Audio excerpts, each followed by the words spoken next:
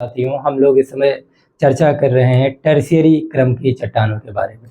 इसके पहले की जितनी चट्टानें हैं उनके बारे में, जैसे हमने आपको पढ़ा दिया है आर्कियन, कुडप्पा, इन सभी चट्टानों को, है ना, धारवाड़ वगैरह सब कुछ पढ़ा दिया है। अब ये पढ़ा रहा हूँ क्या, टर्शियरी क्रम की चट्टानें।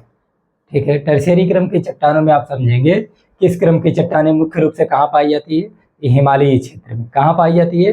हिमालयी क्षेत्र, राजस्थान, गुजरात, असम के साथ साथ अपतटीय क्षेत्रों में पाई जाती है। देखिएगा, हिमालयी क्षेत्र ये इस तरीके से जम्मू कश्मीर, लद्दाख, हिमाचल प्रदेश, उत्तराखंड, है ना, इधर आप देखेंगे तो ये पूरा नेपाल का रीजन, और इधर असम रीजन, है ना, अरुणाचल प्रदेश, नागालैंड, मणिपुर, मिजोरम, ये सब किस में आते हैं? ये सब हिमालयी क्षेत्र में आते हैं।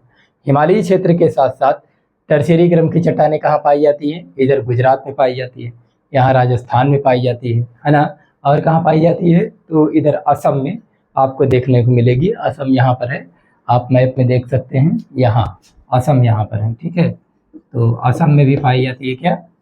आप बताएंगे कि टर्शियरी क्रम की चट्टानें असम, गुजरात, राजस्थान और इधर पूरा हिमालयी क्षेत्र, और साथ साथ ये जो अपतटीय रीजन का मतलब जो प्रायद्वीपीय भारत है, प्रायद्वीपीय भारत के जो छिछला क्षेत्र है, यानी इधर के जो रीजन से इस तरीके से यहाँ पर, है ना, छिछला सागर जो लगा हुआ है प्रायद्वीपीय भारत से, तो यहाँ पर भी क्या पाया जाता है?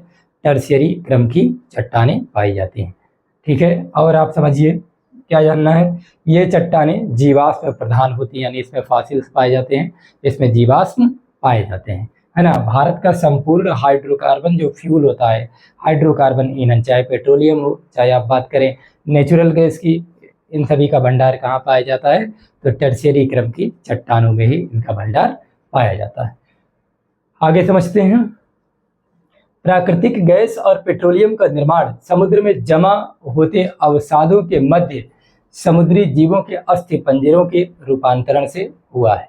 जाहिर सी बात है कि जीवों के दबने से, यानी जीवाश्म की बात किया जा रहा है, इसका मतलब जीव दबे होंगे तो उन्हीं के रूपांतरण से प्राकृतिक गैस और पेट्रोलियम बना होगा, है ना। यही कारण है कि भारत के अपतटीय क्षेत्रों में टर्शियरी क्रम की जलज अवसादी चट्टानों में क्या पाया जाता है? भारत के लगभग 60% पेट्रोलियम और प्राकृतिक गैस का भंडार संचित है ना।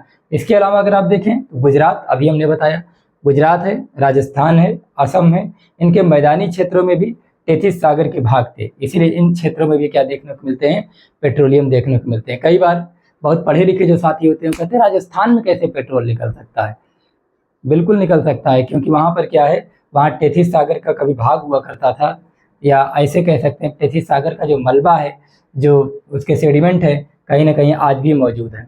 अभी देखे होंगे कि राजस्थान में जब ड्रिलिंग की गई थी शायद ट्यूबवेल वगैरह लगाने के लिए, तो अचानक एक बहुत ज़्यादा जल जो है बाहर निकलने लगा, तो लोगों को लगा कि शायद सरस्वती नदी आ रही है। ऐसा नहीं है, बाद में विद्वानों ने पता किया, रिसर्च किया और बताया कि ये जो है क्या है, ये तेथिस सागर का मलबा था। तो इसका मतलब ये है कहीं ना कहीं इसमें जो है जीवाश्म दबे, और जीवाश्म के दबने के कारण क्या हुआ?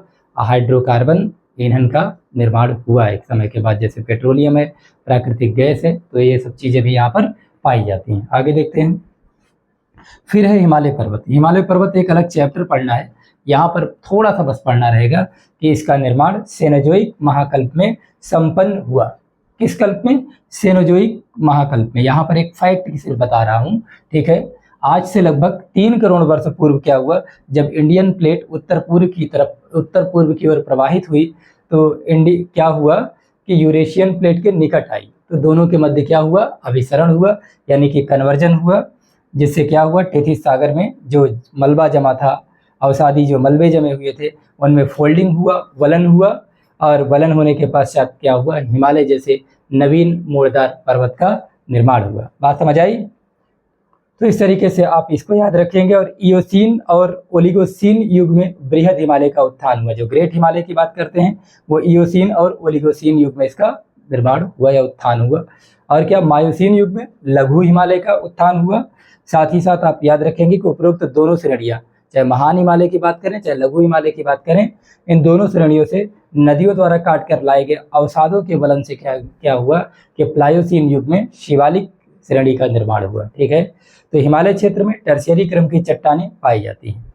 तो याद रखिएगा, अगर टर्शियरी की बात किया जाएगा तो टर्शियरी हिमालय के जितने भी क्षेत्र हैं वो सभी क्षेत्रों में क्या पाया जाता है, यहाँ देखेंगे ये सभी क्षेत्र पूरा यहाँ से लगा करके इस तरीके से यहाँ तक पूरा क्या है, ये हिमालयी क्षेत्र है। और हिमालयी क्षेत्र है तो टर्शियरी क्रम की चट्टानें मिलेंगी। टर्शियरी क्रम की चट्टान है, इसका मतलब कि यहाँ पर जीवाश्म पाए जाएंगे। जीवाश्म पाया जाएगा इसका मतलब यहाँ हाइड्रोकार्बन है। हाइड्रोकार्बन है इसका मतलब कि यहाँ पर क्या है, पेट्रोलियम है। और क्या है, प्राकृतिक गैस के भंडार अवश्य होंगे।